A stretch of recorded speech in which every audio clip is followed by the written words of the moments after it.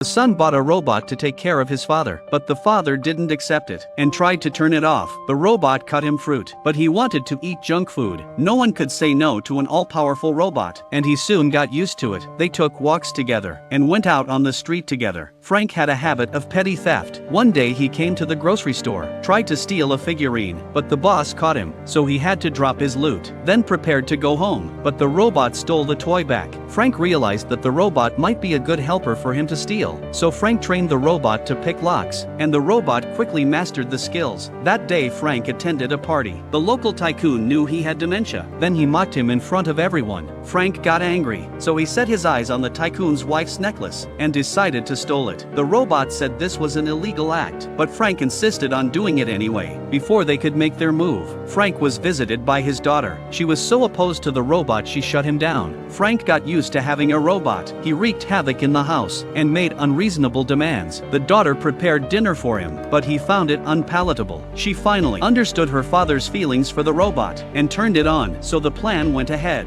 That night Frank and the robot secretly snuck into the tycoon's house and successfully stole a lot of jewelry. But the next day while reading the newspaper, the tycoon showed up. He had already heard Frank used to be a thief, but Frank kept denying it, and the tycoon couldn't find any evidence, so he had to leave. Then Frank went back into the house and burned all the evidence. At that moment the robot said it was also evidence, so it had to be formatted, but Frank didn't take it seriously. The next day the tycoon brought the police and barged in again, but they couldn't find anything in the house. Suddenly the tycoon noticed the robot. He hit the robot trying to extract its memory card, but the robot activated its self-destruct program and started a countdown. Everyone panicked. They ran out of the house, but when the time was up, the robot didn't explode. Just then Frank drove to the back door and picked up the robot away. In the car, the robot asked why he didn't format it, and Frank said because all our feelings are in that data. Do you think robots can develop emotions? Please comment.